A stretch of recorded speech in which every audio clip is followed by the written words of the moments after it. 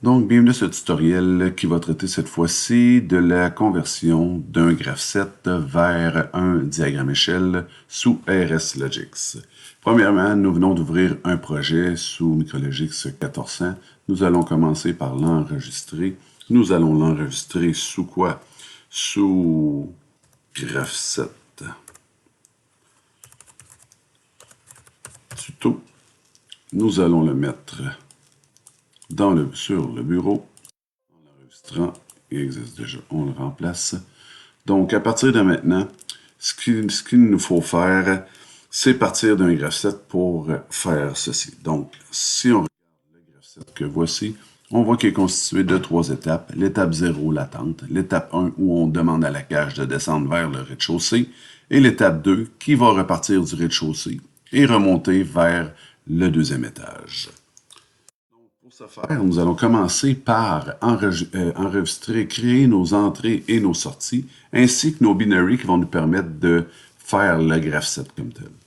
Donc, pour nos entrées, nous avons l'entrée 3 qu'on va utiliser pour faire le départ de cycle. Donc, on va l'utiliser, bouton, poussoir, départ de cycle. Ensuite, nous allons avoir besoin des deux prox, donc les deux capteurs qui vont nous dire quand est-ce qu'il est rendu au rez-de-chaussée et quand est-ce que la cage est au deuxième étage. Le I10 est celui-là qui est ma prox qui nous dit que nous sommes au rez-de-chaussée. Donc, capteur de position de la cage au rez-de-chaussée. Et le I12 qui lui est le prox. Deuxième, et qui va être le capteur de position cage au deuxième. Pardon, au deuxième, et voilà. Ensuite, nous allons avoir besoin de notre relemètre. Notre relemètre, dans mon cas, sur mon projet à moi, il était sur le I17, sur le vôtre, il sera sur le I15, mais bref, sur le mien, c'est le 17. Je l'appelle ARM et il représente le relemètre. Et il le représente lorsqu'il est activé, donc lorsque c'est OK. Et que ça peut fonctionner. Et c'est ce qui va me permettre, au niveau de mes entrées, de faire la programmation de mon petit projet, cette fois-ci. Il nous faut aussi aller configurer mes sorties. Mes sorties, j'ai besoin de 2 sorties uniquement. J'ai besoin de la sortie qui va faire en sorte de monter la cage, donc le moteur qui va faire monter la cage, et mon entrée 1, mon sortie 1, pardon, qui va être D pour descendre la cage. C'est tout pour mes sorties. Donc maintenant que nos entrées-sorties sont affectées, ce qu'il nous reste à faire, c'est d'affecter nos binaries. Donc pour ce faire, nous cliquons sur les binaries ici. Et là, on voit qu'actuellement, j'ai un seul mot de disponible. C'est suffisant pour notre exemple, mais admettons le cas où on voudrait avoir plus de mots au niveau des binaries. On vient cliquer sur les propriétés. Et au lieu de 1, on va dire 10 ici. Et quand on va appliquer, on va voir que maintenant la table part de B30 à B39. Donc nous avons 10 mots total comprenant 16 bits chacun. Dans notre exemple, comme on disait tantôt, nous avons une séquence à 3 étapes. Donc, pour ce faire, ce que j'ai besoin, c'est d'aller configurer mes 3 premiers bits du mot 0. Donc, le bit 0, ça va être notre étape 0. Et on va l'appeler notre période d'attente. Ensuite, nous allons aller sélectionner le bit 1, qu'on va appeler X1, et qu'on va dire, à l'étape 1, ce qu'on fait, nous, c'est, on veut activer le moteur de la cage pour la descendre. Donc, on veut descendre, faire descendre notre cage au rez-de-chaussée.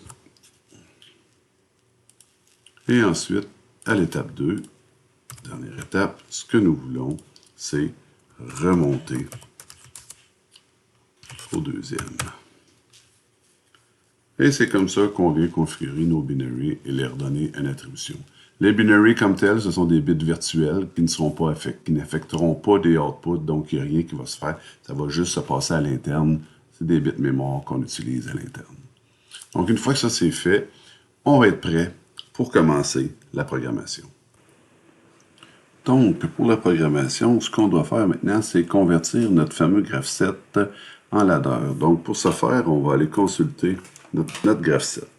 Donc, comme vous pouvez voir, le graph7, nous avons 3 étapes. Donc, admettons qu'on veut activer l'étape 1. Ce que ça va nous prendre, c'est quoi? C'est de 1, l'étape précédente, donc l'étape 0. Ça va aussi nous prendre la transition entre l'étape 0 et l'étape 1, donc les conditions initiales et le bouton départ de cycle appuyé. Nos conditions initiales seront représentées par le relais maître qui doit être enclenché et la prox deuxième, donc la cache doit être au deuxième étage. Et ce qui va désactiver mon étape 1, c'est l'étape suivante. Donc, aussitôt que l'étape 2 va s'enclencher, elle devra, par le fait même, venir débarquer notre étape 1. Donc, comment ça se traduit, ça, sous forme de programmation? Donc, ce qu'on a dit, donc, c'est que nous, ce que nous voulons enclencher, c'est notre étape 1. Donc, j'ai bien sélectionné mon étape 1. On vient dire que c'est descendre au rez-de-chaussée. Donc, pour l'enclencher, on a dit que ça prenait quoi? Ça nous prenait l'étape précédente. Donc, l'étape précédente, l'étape 1, c'est l'étape 0 qui est l'attente. Ça nous prend aussi les conditions initiales. Donc, les conditions initiales, si on y retourne, donc c'est le RM et les prox deuxième. Donc, si je reviens, je dis la prox deuxième, ainsi que notre relais maître. Et pour compléter, oui, les conditions initiales, mais ça nous prend aussi le bouton poussoir départ de cycle. Donc, je viens ajouter mon départ de cycle DCY. Ça, c'est ce que ça me prend pour que ça fonctionne. Une étape, quand on fonctionne en graph7 directement, elle va être auto-maintenue par elle-même. Dans le cas-ci, moi, je vais devoir aller rajouter une branche en parallèle et aller lui dire que je veux maintenir cette étape-là. Donc, je viens chercher, en cliquant sur le bit, je suis capable de transporter. Donc, je vais chercher l'adresse et je viens la transporter en bas sur le contact ou je retape tout simplement X1 pour lui dire que une fois que la transition sera acceptée, je veux la maintenir. Et qu'est-ce qui va débarquer notre étape? C'est l'étape suivante. L'étape suivante de 1, c'est l'étape 2, bien sûr. Donc, ceci, notre première ligne de programmation pour ce qui est du graph7 serait complétée. Maintenant, pour faire l'étape, aller activer l'étape 2, ce que je peux faire, c'est que je peux cliquer à droite, venir faire copy et aller paster ici. Je peux aussi faire CTRL-C, CTRL-V comme dans toutes les applications de Windows. Et je peux, sous Allen Bradley, je peux aller cliquer sur la ligne que je veux copier. Si je ne fais que la déplacer comme ça, on voit sur le point vert d'accrochage, ça va faire en sorte que je vais que la déplacer. Si j'appuie sur la fonction, la touche CTRL sur mon clavier, on voit un petit plus apparaître, ce qui va me permettre de la copier. Donc, elle la copie automatiquement. C'est la manière la plus rapide de la copier. Donc, lorsqu'on travaille sous graph7, ce qui est intéressant, c'est que c'est toujours la même routine qu'il faut répéter. Donc, on a notre première ligne de fait. Sur la deuxième, ce qu'il faut faire, c'est seulement incrémenter nos étapes. Donc là, on a activé l'étape 1. Donc, la prochaine étape, c'est d'activer l'étape 2. Donc, il va falloir partir de l'étape 1. Donc, on ne fait qu'incrémenter partout où il y a des étapes. Ici, j'avais l'étape 0, je mets l'étape 1. Ici, j'ai l'étape 1, je mets l'étape 2. Ici, j'ai l'étape 2, je mettrai l'étape 3 si j'en avais une, mais la prochaine étape après l'étape 2, c'est le retour à l'attente. Donc, je vais mettre l'étape 0. Et ici, c'est mon étape 2 que je vais activer. Donc, maintenant, ce qu'il me manque, c'est ma transition. Tantôt, j'ai élevé une multitude de transitions, et c'est normal de conditions pour la transition, étant donné que c'est pour l'étape 1 qui est la plus complexe, étant donné qu'on a besoin des conditions initiales en plus de la réceptivité. Mais par la suite, seule la réceptivité, il devrait y en avoir qu'une seule. Donc, au moment où on demande notre étape de descendre jusqu'au rez-de-chaussée, ce qu'on attend comme réceptivité, c'est quoi? C'est que nous sommes rendus au rez-de-chaussée, donc la prox rez-de-chaussée qui nous donne son signal. Et à ce moment-là, je vais pouvoir passer à l'étape 2 qui va faire remonter jusqu'au deuxième. Donc, à cette étape-ci, là, il va me manquer mon étape 0. J'aurais pu la faire en premier, mais je préfère terminer par ça, étant donné que c'est un retour à l'étape initiale. Donc, pour ce faire, j'ai fait comme tantôt. Je clique dessus, je clique sur CTRL et je drague sur mon point d'accrochage. Et là, je viens de copier ma ligne 1 mais par en haut pour aller créer ma ligne 0 cette fois-ci. Donc, ce que je vais vouloir maintenir, c'est mon étape 0. Mais pour l'activer, faut que si je retourne ici, donc pour activer l'étape 0, c'est quoi que ça me prend? Ça me prend l'étape 2 et la cage arrivée au deuxième étage, qui est représentée par mon symbole prox deuxième ici. Donc, pour ce faire, je dois être à l'étape 2, donc je clique 2 en dessous. Je dois avoir la prox deuxième, c'est ce que je dois avoir. Les deux autres ne sont pas nécessaires pour le retour en attente. Et l'étape suivante, l'étape 0, ce sera l'étape 1, donc c'est elle qui doit désactiver mon étape 0. Tout serait terminé pour l'instant. Ce qui nous manquerait, c'est tout simplement, en ajoutant une petite branche au-dessus ici, c'est que je vais rajouter un petit bit supplémentaire qui est le S2.15. Ce bit-là, c'est le first pass. Qu'est-ce que le first pass? C'est un bit, c'est un contact qui, lorsque l'automate va passer en mode run, et qu'il va commencer à rouler son programme, ce contact-là va se fermer juste l'instant d'une lecture. Ce qui va faire en sorte qu'à l'initialisation, mon étape 0 va pouvoir s'activer. On sait que, normalement, quand on a un graph set, on a un double carré qui représente l'étape d'initialisation. Donc, nous, sous Allen Bradley, ce qu'on a besoin d'utiliser, c'est un contact avec l'adresse S15, qui est un status bit, donc qui est un bit qui est offert directement par l'automate et qui, lui, nous permet d'avoir un contact fermé, mais uniquement au premier scan de l'automate et qui va activer mon attente, qui va se maintenir par la suite. Et lorsque la première séquence se sera faite, on repassera par la ligne X2 et Prox2 pour ramener mon étape 0 comme tel. Donc, sur ce, on vient de compléter la partie programmation de notre séquence, de notre graph set. Par contre, ça, c'est pas ce qui va faire en sorte que notre cage va monter et descendre. Pourquoi? Parce que ce qu'on affecte actuellement, ce ne sont que des bits virtuels.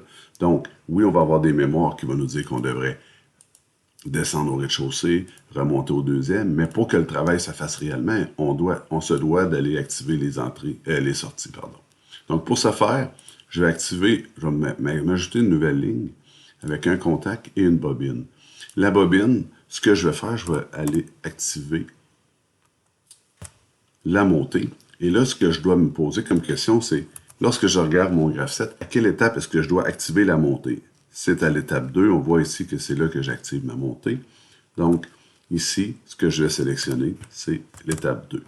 Je peux aussi consulter directement dans mon programme pour aller chercher ces informations-là, mais si on a le graph set papier sous la main, c'est plus rapide. Je copie ma ligne encore une fois. J'incrémente ma sortie pour aller voir ma sortie 1, qui est la descente. À quelle étape je fais descendre? C'est à l'étape 1, donc je peux draguer comme ceci. Et là, je viens d'ajouter la descente. Et là, à ce moment-ci, lorsque mon bit virtuel va être activé ici, on va aller affecter par le fait même la sortie physique qui est raccordée sur une vis et qui va acheminer le courant à mon contacteur qui va faire démarrer ma cage vers le bas. Resterait plus rien qu'à partitionner tout ça, donner peut-être des titres à mes sous-sections. Donc, si je clique sur la ligne ici, clique à droite, je viens sur Edit Title, je peux lui affecter un titre. En haut, ce qu'on a défini, c'est le graph set, donc on va aller le nommer graph set. Là, on va voir qu'on a une ligne en haut qui va venir nous signifier que c'est le graph set. Et ici, je vais aller éditer un autre titre qui va être l'affectation des sorties. Donc ça nous permet quoi? Ça nous permet, lorsqu'on aura un programme un peu plus lourd, de pouvoir séparer les différentes sections de mon programme. On verra un peu plus tard comment faire différemment. Sur ce, il ne nous reste plus rien qu'à rentrer en ligne avec notre automate et de vérifier si le tout fonctionne.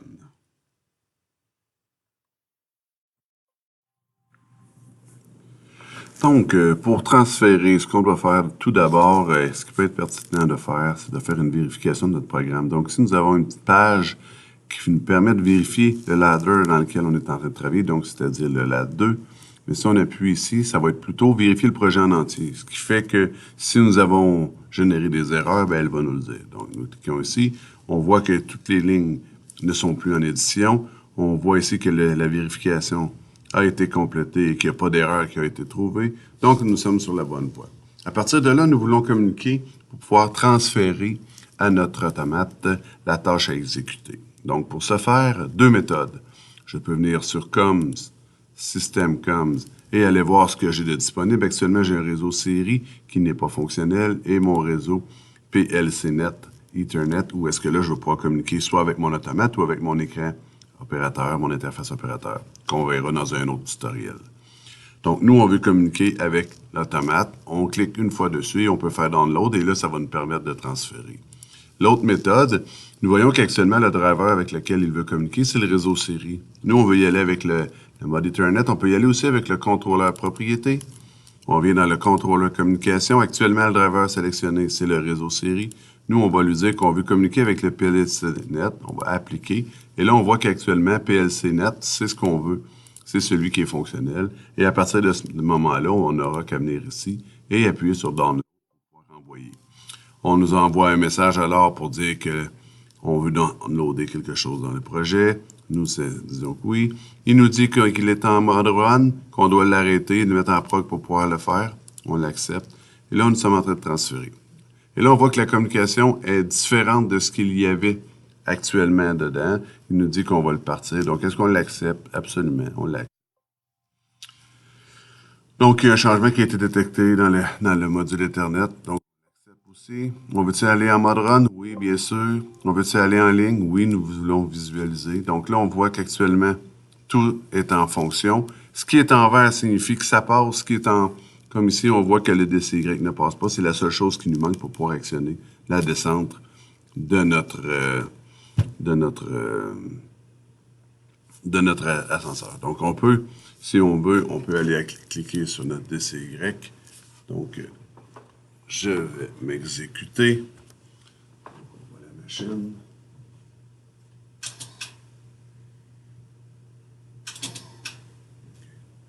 Donc, on voit qu'on a un problème actuellement. Aussitôt qu'il veut commencer à descendre, on a un problème. Lequel est-il? Donc, ce qu'on peut revoir, c'est qu'ici, actuellement, on a des procs. Moi, j'ai considéré que mes procs étaient tous normalement ouverts. Mais si on regarde sur la machine, on voit qu'en bas, la prox, elle est normalement fermée. Et celle d'en haut, elle est normalement ouverte. Donc, celle-ci nous cause problème. C'est-à-dire qu'aussitôt qu'on commence à activer la descente, ce qui se produit, c'est que la prox ici nous dit qu'il est rendu, donc il veut remonter et nous renvoie en attente. Là, en plus, nous sommes rendus entre les deux, donc nous avons plus les conditions. Ce qu'il faut faire à ce moment-là, c'est quoi? C'est venir modifier cette prox ici. Donc, comment je fais ça? Je viens ici. On peut cliquer ici sur Édition Wrong Edit ou cliquer à droite et faire la même chose, Start Wrong Edit. Et là, on voit que j'ai une fenêtre qui m'indique que je suis en édition et nous avons une copie de la ligne qui est celle qui roule actuellement dans l'automate. Donc là, je peux faire une modification. Je veux changer ce contact-là pour être normalement fermé, donc je clique droite. Je viens cliquer sur Change Instruction Type et là, j'ai X ici. Je mets un O à la place du C et là, je viens d'avoir mon contact normalement fermé. Pour terminer, actuellement, on voit que c'est toujours cette ligne-là qui roule. Celle-là, c'est celle que je viens de modifier. C'est toujours elle qui est prise en considération par l'automate. Je vais faire ma vérification si je n'ai pas créé une erreur. Je n'ai pas d'erreur, mais je veux la tester dans le programme. Donc, on voit que maintenant, c'est elle qui roule dans le programme parce que c'est elle qui est en vert. Celle-là ici est plus teintée de vert. Et là, si je suis satisfait, je l'accepte. Et là, il va éliminer l'ancienne ligne qui était dans le programme. Là, actuellement, je suis en attente. Si je veux créer mon chose, je peux forcer aussi mon étape à s'activer. En la forçant à s'activer, on voit maintenant que la machine est en train de descendre jusqu'en bas. Donc, elle descend. Quand elle va arriver en bas, elle va remonter. Elle l'a capté. Aussitôt qu'il l'a capté, il est reparti en montant. Et lorsqu'elle sera arrivée en haut, donc on attend la prox deuxième, la machine retombera en attente. Donc, c'est ce que nous attendons. Elle est rendue en haut et tout est redevenu en attente. Si je veux redémarrer, ce qu'il suffit de faire pour moi, c'est ceci. C'est que je réactive mon bouton et par l'action du bouton, la séquence redémarre. Et là, on voit que lorsque mon étape 1 est active, ça fait clencher, ça fait embarquer la descente de la cage et c'est ce qui fait que le moteur tourne dans un sens. Et lorsqu'elle arrivera en bas, On va faire remonter jusqu'au deuxième et on voit que l'action du X2 vient activer ma sortie au 0, 0. Donc, c'est ce qui complète la présentation pour le graph set de base. Merci.